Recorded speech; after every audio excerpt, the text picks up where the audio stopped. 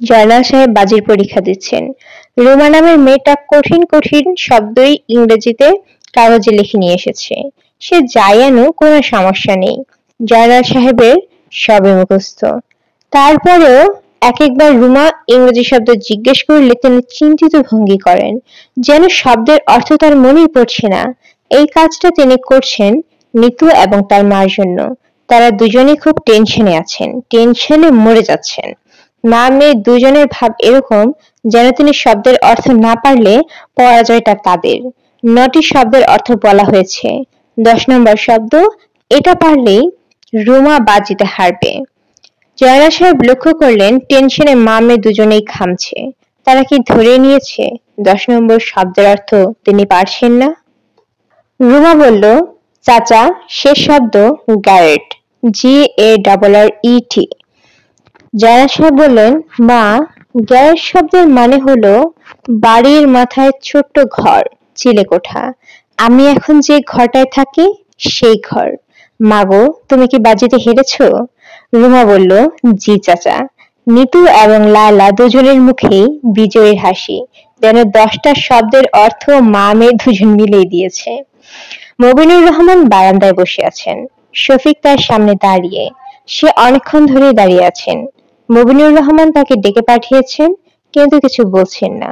শফিকের একবার মনে হলো স্যার বোধহয় ভুলে গেছেন যে শফিক সামনে দাঁড়িয়ে আছেন। শফিক বুঝতে পারছেন না তার উপস্থিতি বোঝানোর জন্য কি কিছু করবে কিনা। স্যারের চোখ বন্ধ। এক একবার যখন তিনি চোখ বন্ধ রাখেন, অনেকক্ষণের জন্য বন্ধ রাখেন। মবিনুর রহমান বললেন, তোমার বাবার কোনো খোঁজ পাওয়া গেছে বাবুল? শফিক বলল, জি না স্যার। হোটেলে খোঁজ নিয়েছিলে? জি স্যার। উনি কি মাঝে মধ্যেই উধাও হন? জি, কয়েকবার হয়েছেন। আমিও সেরকমই ভেবেছিলাম। তুমি যদি তোমার বাবার কোনো খোঁজ পাও, তাকে বলবে সে যেন আমার সঙ্গে দেখা করেন। জি স্যার, বলবো। আমজাদ সাহেবের শাস্তি কি বন্ধ আছে? স্যার, ওনার শরীর খারাপ, পা ফুলে গেছে, পায়ে পানি চলে এসেছে। মবিনুর রহমান পাঞ্জাবির পকেট থেকে সিগারেটের প্যাকেট বের করে সিগারেট ধরাতে ধরাতে বললেন, আমজাদ তার শাস্তি শেষ করতে পারবে বলে আমার মনে হচ্ছে না। ঢিমে তেতালায় উঠবস করলে চলবে কিভাবে? দিনে 100 বার করলে তার লাগবে 500 দিন, প্রায় 1.5 বছর। বাবুল, হিসাব ঠিক আছে? জি স্যার।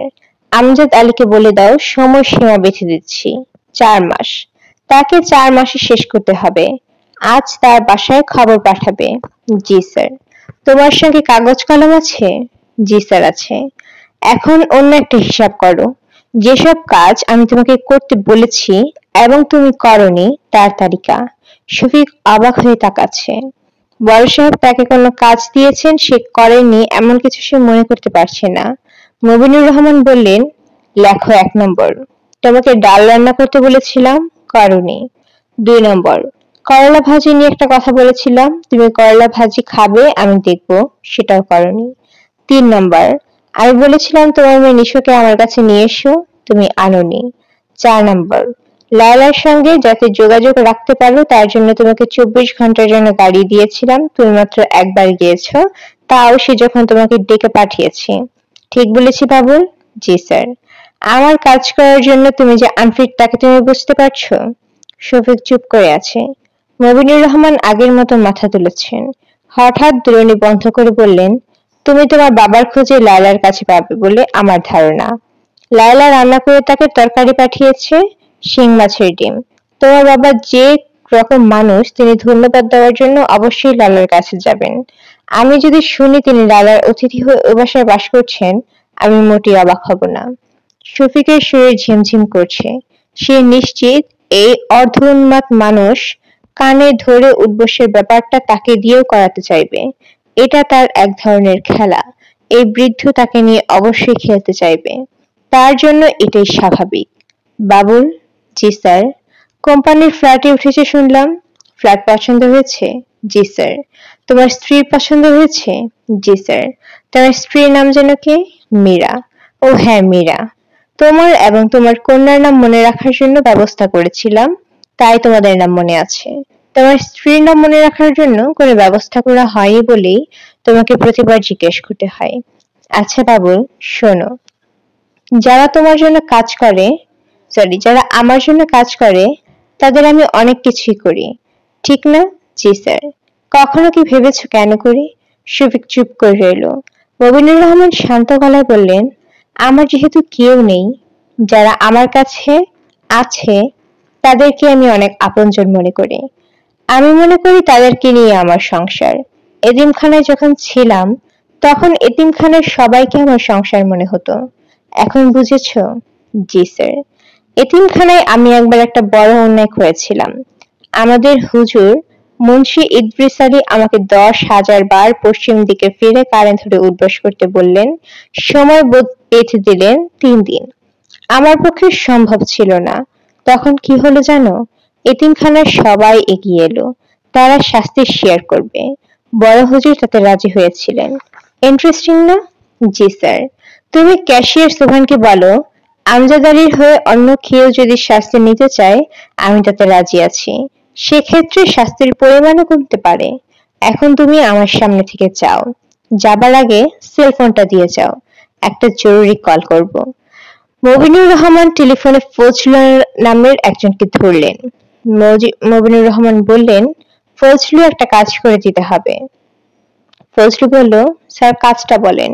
আজ সন্ধ্যার মধ্যে একজনকে আমার সামনে উপস্থিত করবে। তার নাম লোকমান। লোকে ডাকে আঙুল কাটা লোকমান। নারায়ণগঞ্জের আঙুল কাটা লোকমান। স্যার, আমি সন্ধ্যার আগে তাকে উপস্থিত করব। মবিনুর রহমান টেলিফোন রেখে দিলেন। জয়নাল সাহেবের মধ্যে জবুথবু ভাব চলে এসেছে। তিনি কুঁজো হয়ে মবিনুর রহমানের সামনে বসে আছেন।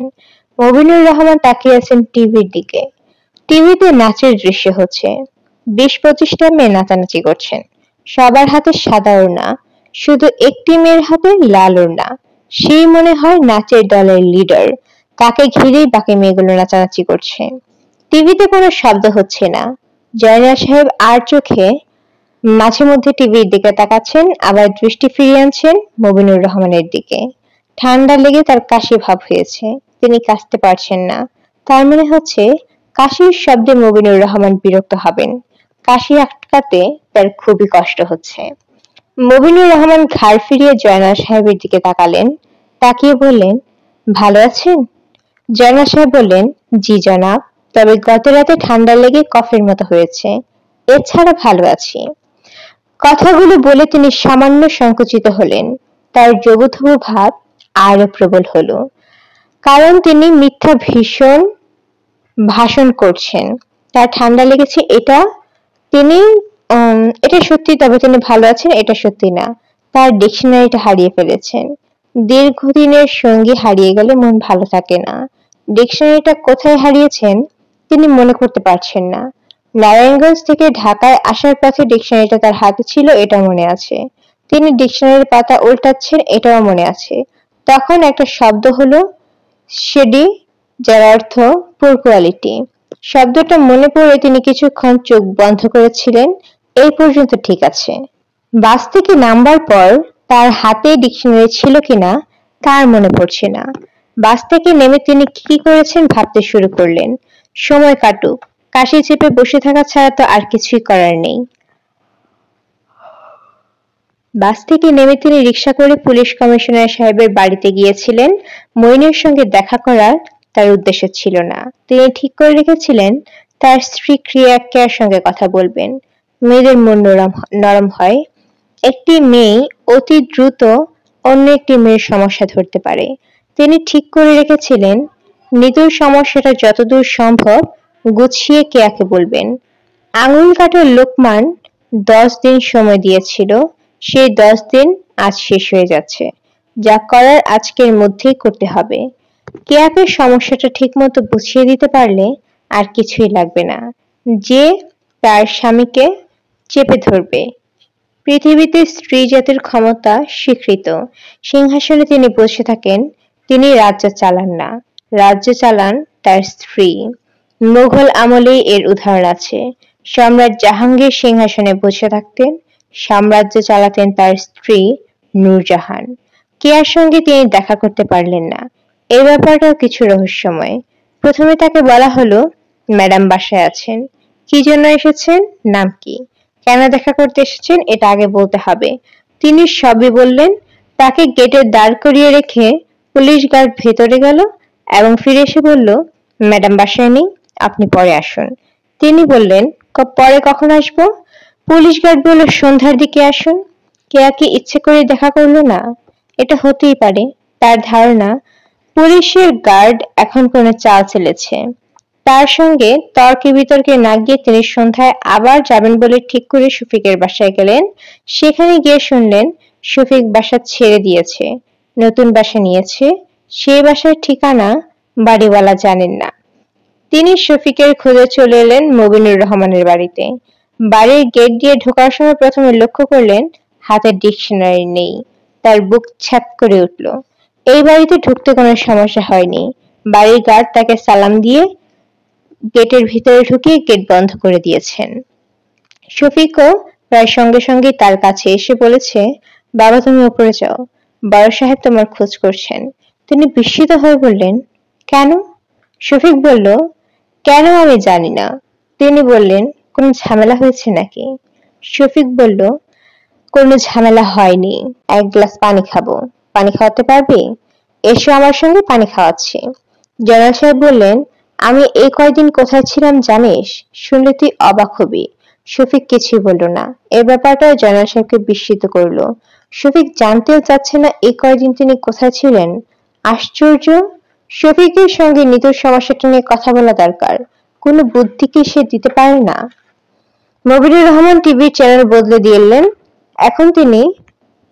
এখন টিভিতে চলছে ন্যাশনাল জিওগ্রাফি চ্যানেল।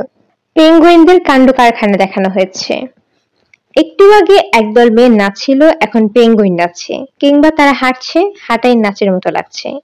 জয়নাল সাহেব, জি জনাব। আপনি কি আতরের গন্ধ পাচ্ছেন? জি জনাব পাচ্ছি। আতরটার নাম মিশকে আম্বর। বাবুপুরা এতিমখানার প্রিন্সিপাল মুন্সি ইদ্রিস সাহেব এই আতর দিতেন। আমি কি ওনার কথা আপনাকে বলেছি? জি না জনাব। আমি যে এতিমখানায় বড় হয়েছি এটা কি আপনি জানেন? জয়নাল সাহেব বিস্মিত হয়ে বললেন, জি জনাব। জি না জনাব, আমি বড় হয়েছি এতিমখানায়। এতিমখানা থেকে ম্যাট্রিক পাশ করি। ম্যাট্রিক পাশ করার পরপর কারোরই এতিমখানায় থাকার নিয়ম নেই। বড় হুজুরের কঠিন নিয়ম, যেদিন রেজাল্ট আউট হবে সেদিনই এতিমখানা থেকে চলে যেতে হবে। মুবিনুর রহমান সাহেব কথা শেষ করার আগে জয়নাল সাহেবের আগ্রহের সঙ্গে জিজ্ঞেস করলেন, ম্যাট্রিকে আপনার রেজাল্ট কি ছিল জানতে পারি? আমি ফার্স্ট ডিভিশন পেয়েছিলাম, 2টা লেটার। কোন দুটো বিষয়ে লেটার পেয়েছিলেন? অঙ্কে পেয়েছিলাম আর ফিজিক্সে পেয়েছিলাম। ইংরেজিতে কত নম্বর ছিল? মুবিনুর রহমান হেসে হেসে বললেন, আমার মনে নেই, আপনি চাইলে মার্কশিট খুঁজে বের করতে পারি। বের করব?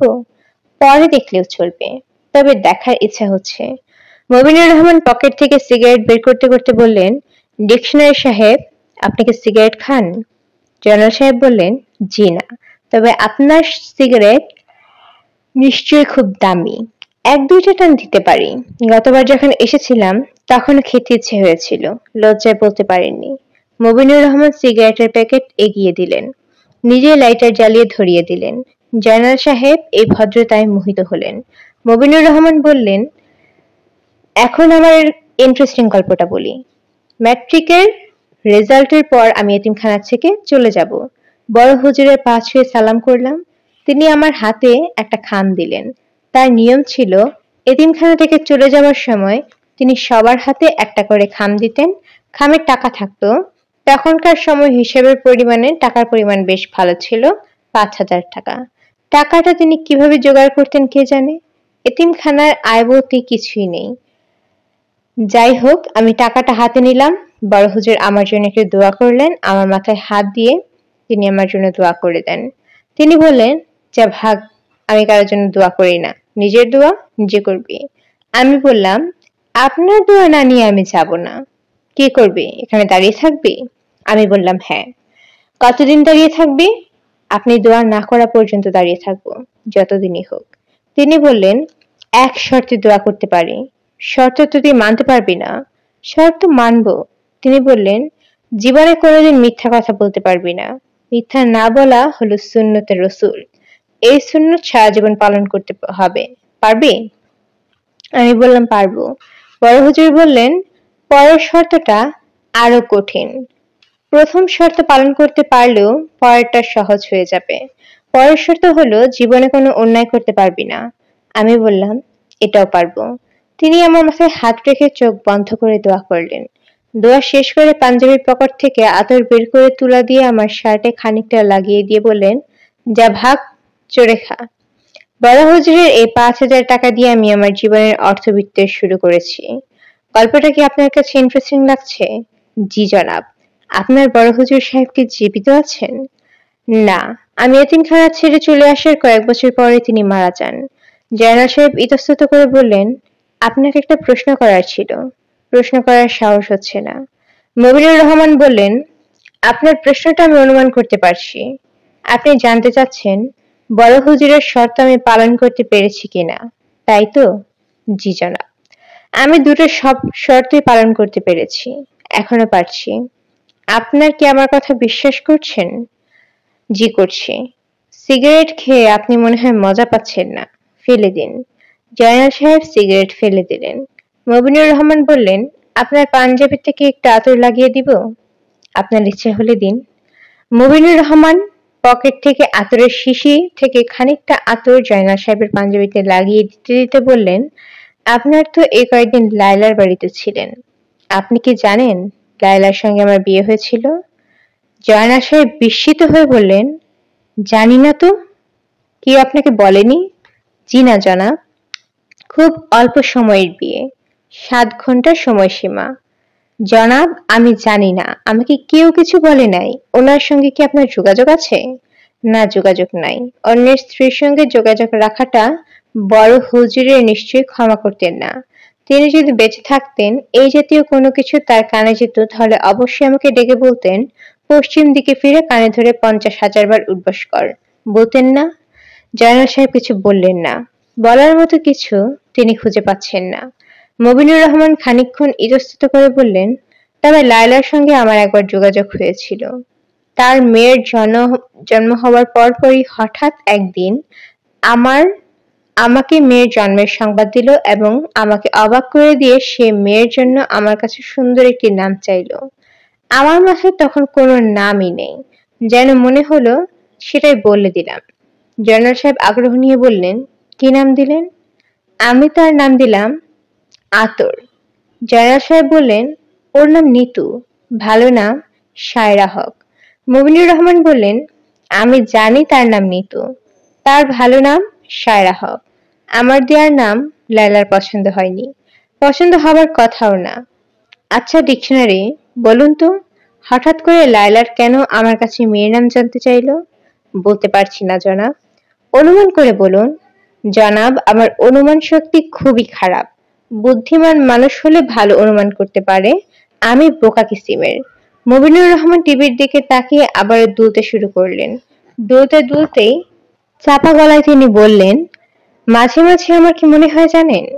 মাঝে মাঝে আমার মনে হয় লায়লার ওই মেয়েটির বাবা আমি। এই সত্যটি লায়লা তার স্বামীর কাছে গোপন করে গেছে। আমাদের বিয়ে অতি অল্প সময়ের জন্য হলেও আমরা কিছুক্ষণ একসঙ্গে ছিলাম। আচ্ছা থাক এই প্রসঙ্গ। জয়নাল সাহেব বললেন, আপনি কি ওনাকে জিজ্ঞেস করতে পারেন না? মবিনুর রহমান চেয়ারে দুলতে দুলতে বললেন, পারি না। একলা যখন থাকি প্রায় ভাবি লায়লার মেয়েটি আসলে আমার। ভাবলে খুব আনন্দ হয়। আমি এই আনন্দ নিয়ে ভালো আছি।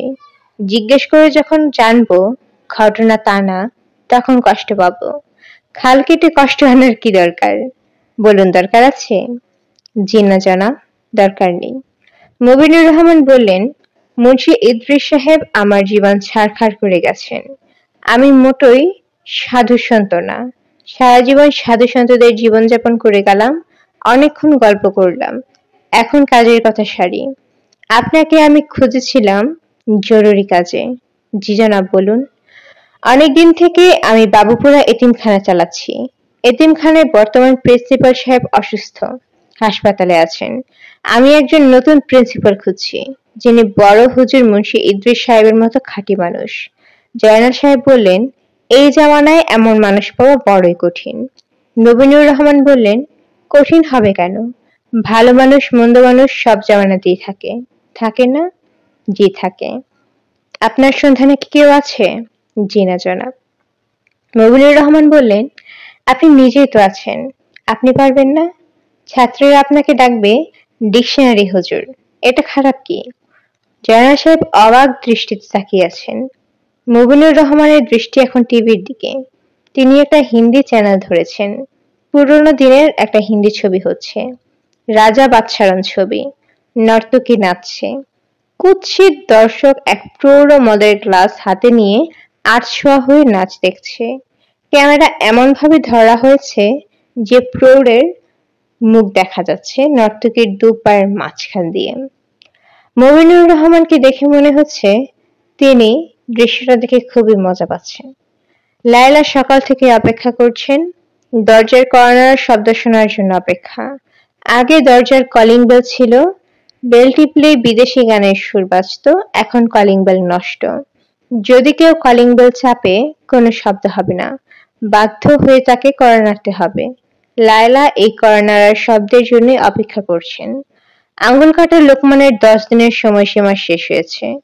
এখন সে যে কোনো সময় আসবে। লায়লা স্কুলে যাননি, মেয়েকে একা বাসায় ফেলে রেখে স্কুলে যাবার প্রশ্নই ওঠে না। তিনি চেয়েছিলেন মেয়েকে অন্য কোথাও পাঠিয়ে দিতে, নিতে রাজি হয়নি। সে মাকে ফেলে কোথাও যাবেন না। আজ সকাল থেকে লায়লার মনে হচ্ছে তিনি একটা বিরাট ভুল করেছেন। তার উচিত ছিল মেয়েকে সঙ্গে করে নিয়ে পালিয়ে যাওয়া। বাড়ির মায়া করা ঠিক হয়নি, তবে সেটা সম্ভব হতো না। আঙুল কাটার লোকমান লোকজন দিয়ে তাদের উপর নজর রাখছে, তারা এটা হতে দিত না। লোকমানের সব লোকজন তাদের চেনেন না, এবং একজনকে চেনেন, সে বেশিরভাগ সময় তার বাড়ির সামনের রাস্তার পাশের চায়ের দোকানে বসে থাকেন। সেখানে বসে থাকে, তাদের উপর লক্ষ্য রাখে। একদিন তার সঙ্গে কথা হয়েছে। সে পান খাওয়া লাল দাঁত বের করে বললেন, খালাম্মা কই যান? স্কুলে? তিনি জবাব দেননি। হাসি মুখে বলল, কিছু লাগলে বলবেন, আমি আছি। তিনি বলেছিলেন, কিছু লাগবে না। সে বলেছে যখন দরকার হবে বলবেন, টাইম কোনো বিষয় না। আমি রাইতেও এই দোকানেই থাকি, আওয়াজ দিলে চলে আসবো। আমার নাম তুরা, নামটা মনে রাখবেন খালাম্মা, তুরা। তিনি বলেছিলেন, জানা থাকলো। বিপদে মানুষের বুদ্ধি ভ্রষ্ট হয়। তার কি হয়েছে? হাতে 10 দিন সময় পেয়েছিলেন, এই 10 দিন কি তিনি নষ্ট করেছিলেন? দরজায় কড়া নাড়ার শব্দ হচ্ছে। লায়লা শান্ত মুখে দরজা খুললেন। আঙুল কাটার লোকমান বা তার লোকজন না, শফিক দাঁড়িয়ে আছে। লায়লা বললেন, কেমন আছো শফিক? শফিক লায়লাকে সবসময় আপনি করে বলেন। আজ এই সময় তাকে দেখে লায়লা এত ভালো লাগছে যে তুমি করে বলে বসছেন। শফিক বলল, ম্যাডাম ভালো আছি, আপনাকে একটা খবর দিতে এসেছি। লায়লা বললেন, খবরটা কি দরজায় থেকে দেবে নাকি ভিতরে ঢুকবে? খবরটা দিয়ে চলে যাব ম্যাডাম, আমার জরুরি কাজ আছে। তবে আপনি বললে ঘরে ঢুকবো, যতক্ষণ থাকতে বলবেন থাকবো। খবরটা কি? স্যার আপনাকে বলতে বলেছেন যেন আঙুল কাটার লোকমান বিষয়ে আপনি যেন কোনো চিন্তা না করেন, তার ব্যবস্থা হয়েছে। কি ব্যবস্থা হয়েছে? সেটা তো ম্যাডাম আমি এখনো জানি না, তবে আমি দেখে এসেছি সে স্যারের বারান্দায় বসে আছে, ভয়ে তার কলিজা উড়ে গেছে। ও আচ্ছা ম্যাডাম, আমি কি কিছুক্ষণ থাকবো নাকি এখনই চলে যাব? এসেই যাই যাই করছো কেন? তোমার এমন কি জরুরি কাজ? শফিক হাসি মুখে বলল, ম্যাডাম আমার কানে ধরে উঠবস করার কাজ আছে। ঠিক করেছি একজনের শাস্তি ভাগাভাগি করব। তোমার কথা কিছুই বুঝতে পারছি না ম্যাডাম, আরেকদিন এসে বুঝিয়ে দেব। লায়লা মেয়ের খোঁজে ছাদে গেলেন। নিতু ছাদের ফুলের টবে ফুল চাষ করছে, সে গাছে পানি দিচ্ছিল। মাকে দেখে সে চোখ তুলে তাকালো। লায়লা বললেন, আতর ঘটনাটা কি হয়েছে শোন। নিতু বিরক্ত গলায় বলল, মা তোমাকে অসংখ্যবার বলেছি এই কুৎসিত নামে আমাকে ডাকবে না। আতর কারোর নাম হয়? লায়লা বললেন, আচ্ছা যা ডাকবো না। নিতু বলল, সরি বলো মা। লায়লা বললেন, সরি। লায়লা বললেন, সমস্যার সমাধান হয়েছে। নিতু বলল, কে করলো সমাধান? ডিকশনারি চাচা? লায়লা জবাব দিলেন না, তিনি মুগ্ধ চোখে মেয়ের দিকে তাকিয়ে আছেন। চৈত্র মাসের মেঘশূন্য আকাশের রোদ খুব কড়া হয়। সে ঝাঝালো রোদ পড়েছে নিতুর গালে, গাল রোদে পুড়ে যাচ্ছে। কি সুন্দরী না দেখাচ্ছে রুদ্রময়ীকে।